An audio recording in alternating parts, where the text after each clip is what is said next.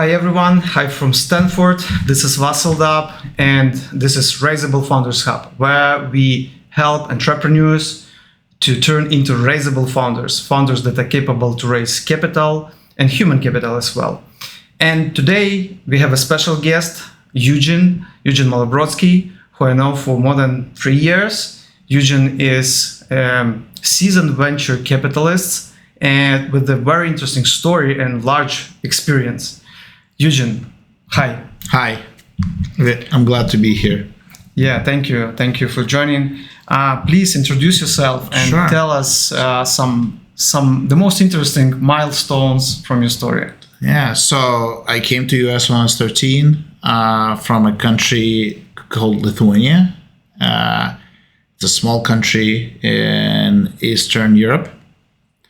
And both parents are engineers, so kind of automatically led me to be interested in technology. So started my career at 15 with different internships in technology companies here in the Valley, in different startups, and started with QA, then system administration, then went and tried myself out in sales. And then I figured out that I'm just not very good at following directions and being locked in the box and do what you're told. And that's when I tried, together with my co-founder, started the first company, which was an IT asset management that we grew and sold.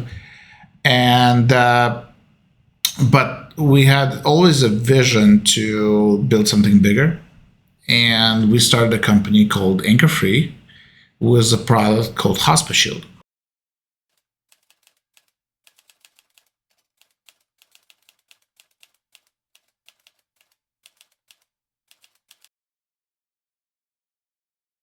And it's very interesting to see even today, like I go to different events and I sit down at the round table with some people, and at least one of the people usually is currently a user or used to be a user of the product that you built, which is amazing. But Hotspot Shield was the first product to create a consumer version of the VPN that was used to bypass government censorship, provide privacy and security for all of its users. And we raised a lot of capital for that company, grew the company from 0 to around 90 million ARR. And then we sold majority of the company to a private equity fund. Our Series C was done by Goldman. But then after that was another, how many years? About another 7 years after that. How much time did it take you to grow the company to 90 million? It was about 15 years. 15 years. Yeah. But over time, the company went from a free sponsored by advertising to a freemium model. And then we also created a B2B2C arm where we started doing partnerships where our SDKs are being integrated into like Samsung operating system. We were in Bitdefender, McAfee, Verizon, and so on and so forth. Mm-hmm. And then we also in the before we sold the company, we also got ourselves into starting an enterprise arm as well. Anyway, so after about a year, I started thinking, okay, what is the next step in my journey after being a founder of the company? And I did 2 companies back to back for 17 years. And I was like, okay, this is, I'm not sure if I have another one in me, at least at this time. And I basically started thinking about doing a fund. And the idea, I did some angel investments in the past and things like that. But I was thinking about a fund where I would invest in founders who are immigrants. Because I brought probably, if you include family members, over 200 people to the United States to work for our company. From Lithuania? No, from different countries. You know, I mean, Ukraine, Russia, Estonia, India. So you help and so your on. employees to relocate to the US and help No, people- just hiring people and bringing them to Okay. the United States. And I saw just how hard they work and the whole, strength of these people of leaving so much behind and coming here and building their future here and trusting me with their future. And you remembered your own story. And my own story. So I basically was passionate about the whole immigrant. So I met with a friend of mine that founded PetCube, Yaroslav. And I'm like, hey, yeah, I'm kind of thinking maybe doing this fund that would invest in immigrant founders. And he's like, oh, my angel investor just started a fund like that. You guys should connect and see if you can, if he can give you some pointers at least or whatever. Just you should talk because his thesis is exactly what you're thinking. So Yaroslav connected me, and I spoke to Simeon Dukac, who was prior to that was managing director of Techstars in Boston. Before that, he started his own company as well that he sold and became angel investor who invested in PetCube. But we talked, and then Simeon is like, well, building a venture fund, it's a very long journey. You haven't done it before. You might not like it. Maybe tomorrow, but you're gonna take money from different people, and You need to race again. well, besides you need to raise, but that's a separate subject. But it's more like, okay, what if you don't like it? What's gonna happen? Like, right? Because it's a long journey. Each fund is 10 to 12 years. Each cycle, right? So it's you're basically obligated to these people. So I'm like, so he convinced me to join as a venture partner. I stayed as a venture partner, invested in a few companies in the first fund that we had, and to me it was interesting enough, and I was passionate about the early stage founders and things like that. And then in 2020, I completely left AnchorFree, and we basically started raising our next fund. And Simeon is like, well, if you're interested, how about you join full-time and become a partner? And this is when I joined full-time as being an investor. It's now been, altogether being in the fund is about 5 years now. But being a managing partner, it's like 4. And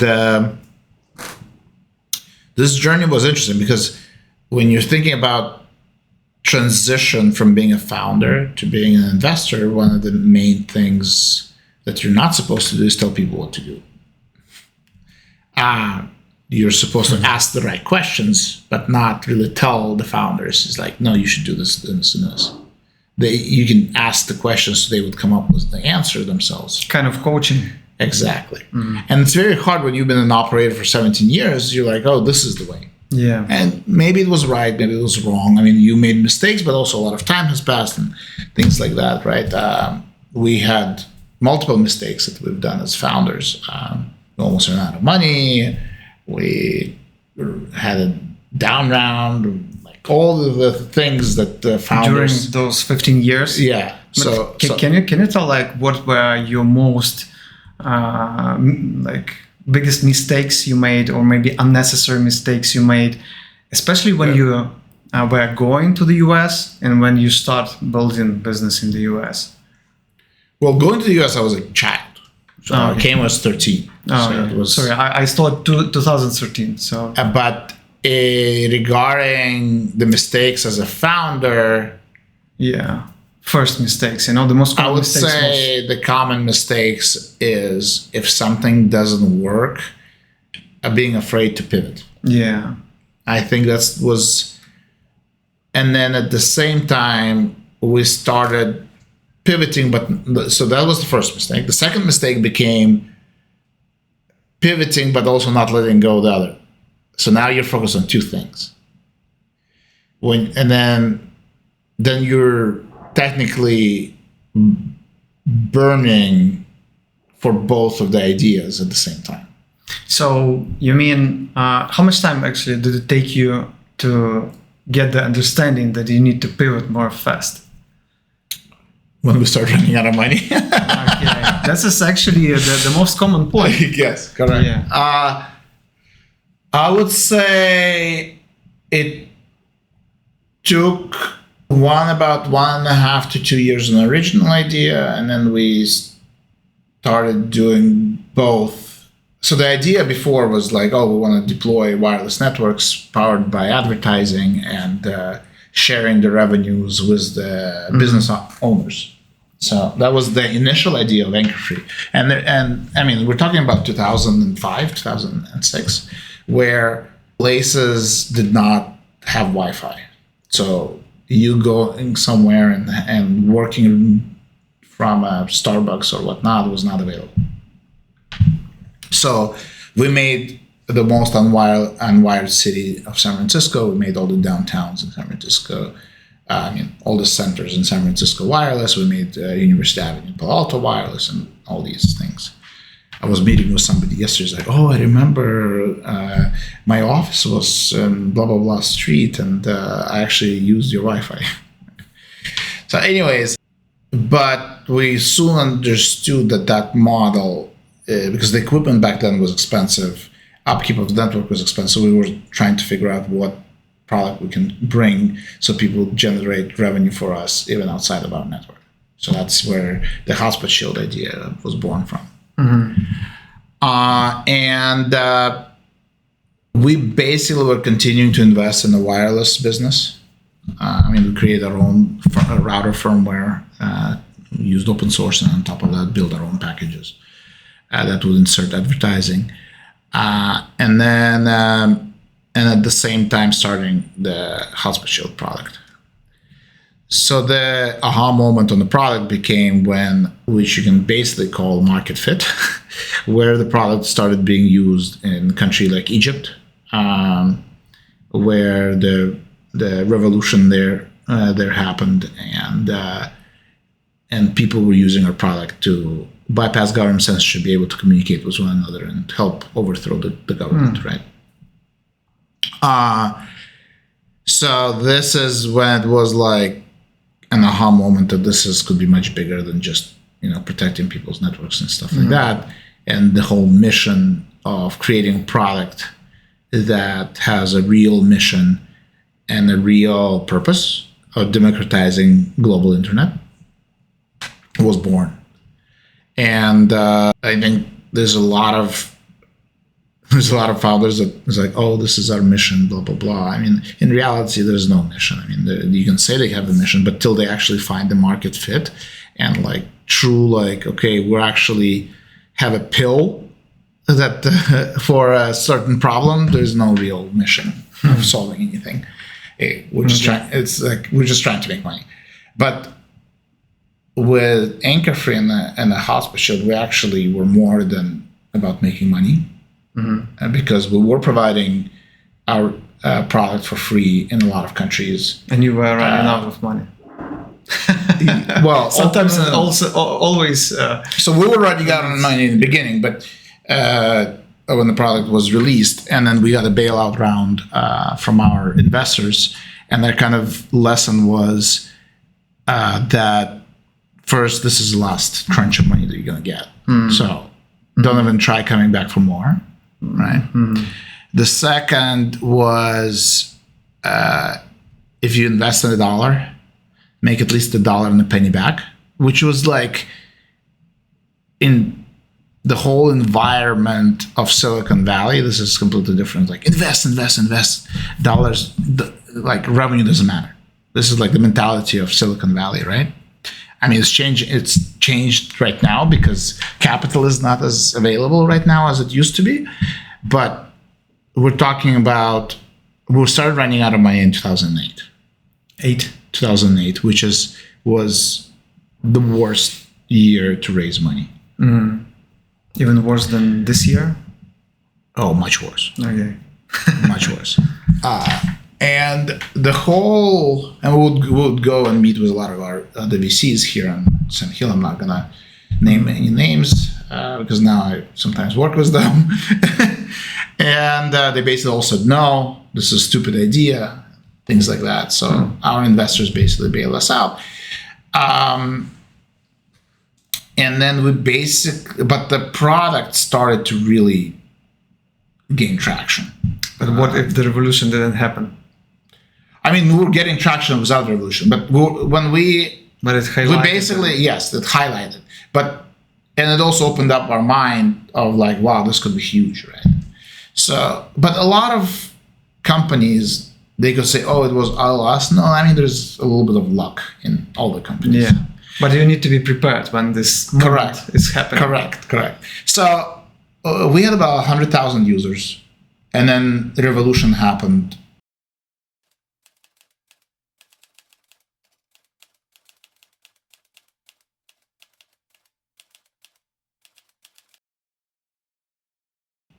And our product went in 24 hours from 100,000 users to 1 million users. Wow. And it was growing. We started adding servers literally every day, 5 to 10 servers daily. So like really growing. I mean, probably very similar kind of to what YouTube went through, right? Yeah, or Instagram. When they say product market fit. And we basically started really focusing on Hotspot Shield, but also not letting in 2007 we were still not letting go of the original business. When we had basically like $100,000 in the bank account and $200,000 in accounts payable, we were like, shit. So we sold it in 2 ways. Obviously, we tried to raise money. We also went to all of our employees and said, hey guys, this is the situation. We were like really transparent. Yes, we did let go a bunch of people, but we didn't want to let go of the engineering, for example. We want to keep the engineering. We basically talked to the engineers, the ones that we knew that are very loyal, and said, hey guys, till we get the money in, can we not pay you? And we'll pay you later for these months. So basically we put a lot of, faith. They basically put a lot of faith in us actually delivering. Right? So anyways, we raised the money, paid their salaries, and gave them extra stocks for putting things on the line. How much time was that period last? This has been a while, but it was probably a few months. A few months. Because when we talked to the VCs, they said no. We basically went to our investors and said, hey, this is the situation. Mm-hmm. And your investors were at the Sand Hill Road? No. All of our investors, our main investor was Burt Roberts, former CEO and chairman of MCI. We had a lot of family offices and also a lot of people from telecom, and then one a private equity type of fund out of Texas. So we grew the company. After 2008, in 2009, we became profitable. In 2011, we burned through our NOLs. And then we got Goldman come in.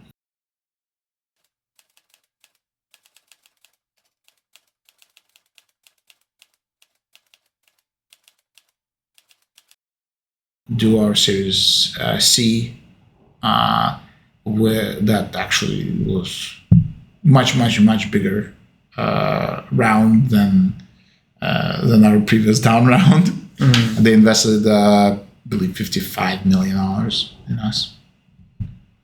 And we continued growing. We completely shut down the Wi-Fi piece and focused specifically on Hotspot Shield. And that focus, I think, what made us successful is because we were very focused at, the first focus was consumer.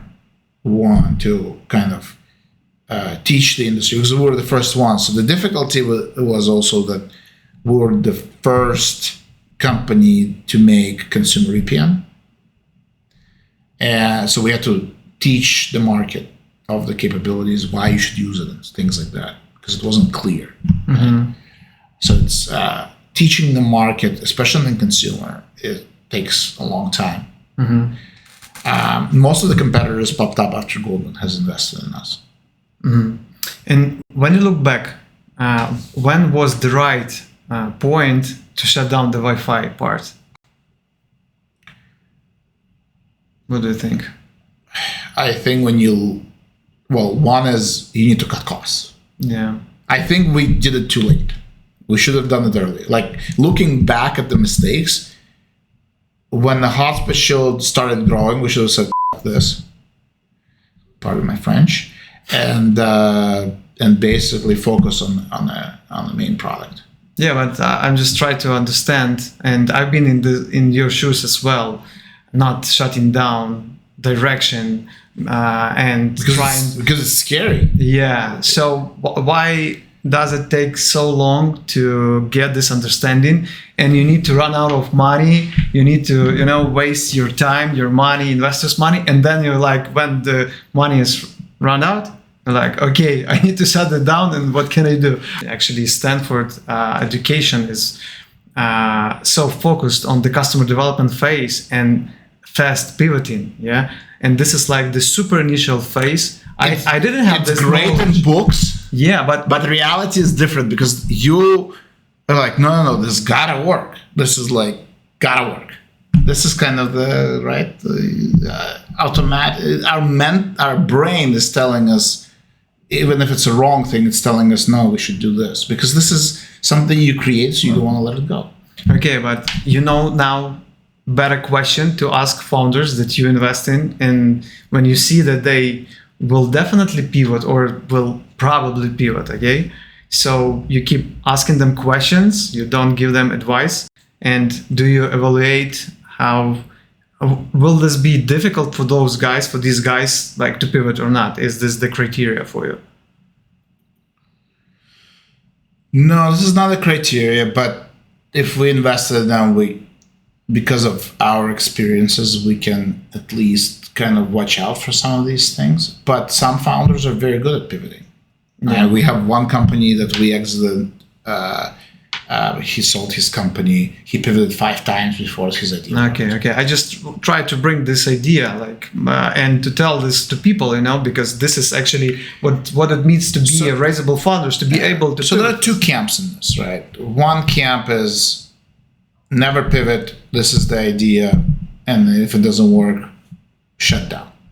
That's one idea. How much time you need to give to this idea? You never know. No, but some people don't give a shit. They're gonna basically, this is my idea, I'm gonna make it work. Second idea, you pivot multiple times till you find something. But it doesn't mean, but maybe sometimes you pivoted too many times where some of those ideas might have worked even better. But you're like, okay, try it for 2 months. Give an example. You need to have a deadline. Yep. You kind of have to, you have to kind of give it some time, but it's not like, oh, try this for 2 months and it didn't work, and then you basically move on to the next thing.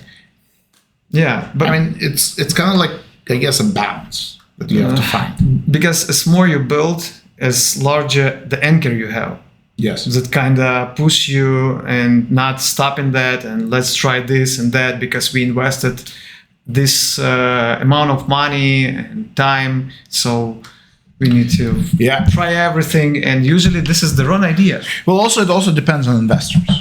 So investors can help you with the right questions. There are some investors that we invest in this idea and we want you to do this idea, right? I mean, it depends how big of a pivots you do, right? You can have the same product and pivoting into different markets, or you could say scrap this product and I'm building a new product.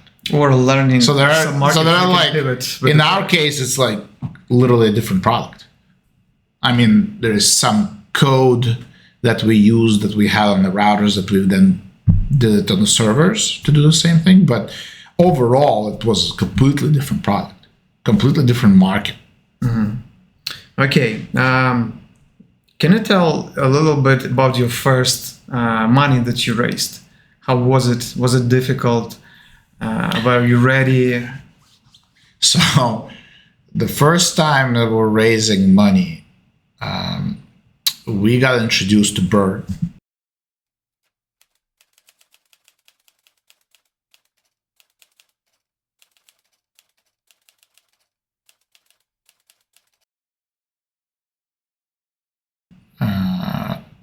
And we went to Baltimore. Okay, so introduction. Who introduced you? A banker. A banker. Yeah. And how did you know that banker? It was an introduction from probably one of our customers. I don't remember. It was very long time ago. Okay, but it's supposed to be... It was an introduction. Okay. So we go to Baltimore. Well, he agreed to meet with us. So we fly to Baltimore, go to the meeting. And this guy who ran a multi-billion-dollar company, pretty much, MCI was one of the companies who actually created the internet as we know today. Windsurf, who now works for Google, actually worked at MCI, was Bird. So when you think of surfing the internet, it's because of Windsurf.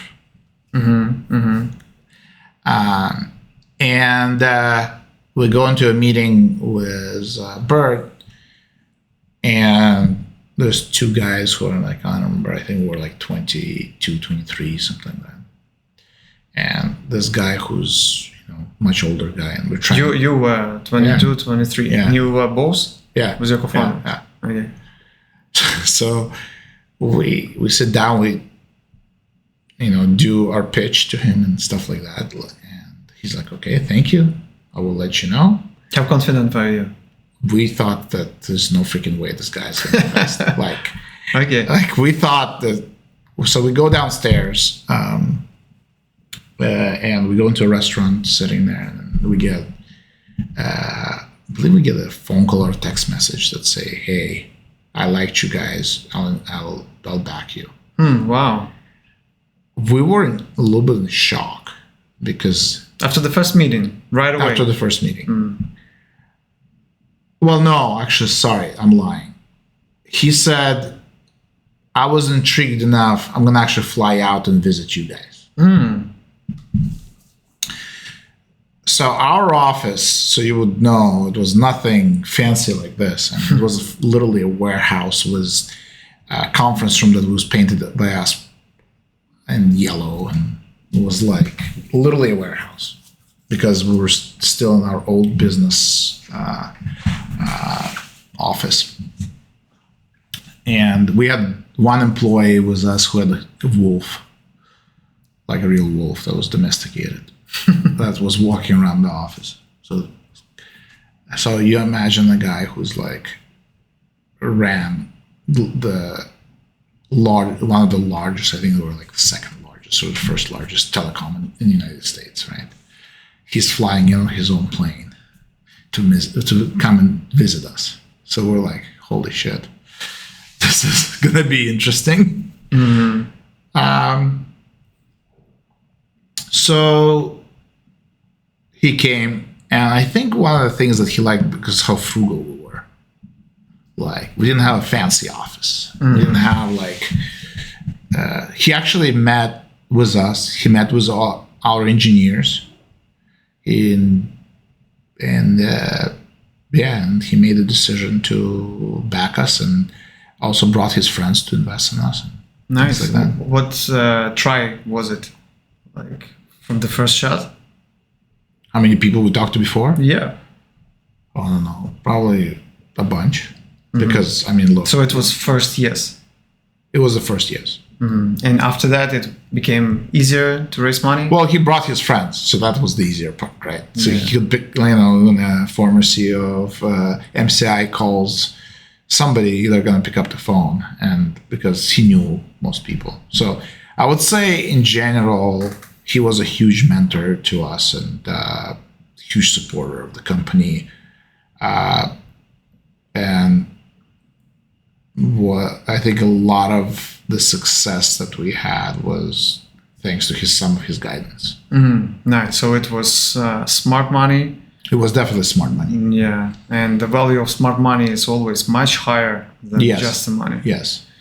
So picking the investor is the other important thing. Yeah. Because if you go, there are investors that invest, but they don't really help. They just put money in, and that's about it. Which is great when you're in the later stage. Yeah. But when you're in the early stage, the importance of who gives you the money is there. Opening doors and getting introductions. I think he just believed in us that these two people. Did you have that conversation? Did he share with you I like maybe this and that? I just don't remember. You don't remember anymore? I mean, it's been a long time. But it's mostly about the people you were, a team, yes? The decision. Yeah. And also he understood, because the first we were raising for the Wi-Fi, and he's a telecom or out of the telecom, so he understood kind of the potential impact. Okay, so he was from the industry, so he could understood the potential effect as well. But was it tough to pitch for him, or he was a nice person? He was a nice person, but for us it was tough, right? Because we were meeting. To some extent, it's you go in front of Elon Musk and you pitch him, right? Yeah, I can imagine it. I had that in my story as well. So it's intimidating in the beginning. Yeah. Cool. Very, very interesting story. A lot of valuable insights. I just tried to bring the most important things that related, to the early journey, because I focus working with the early stage founders. And that's why I try to bring those stories that can be helpful for them to see the right questions. What are those questions to ask?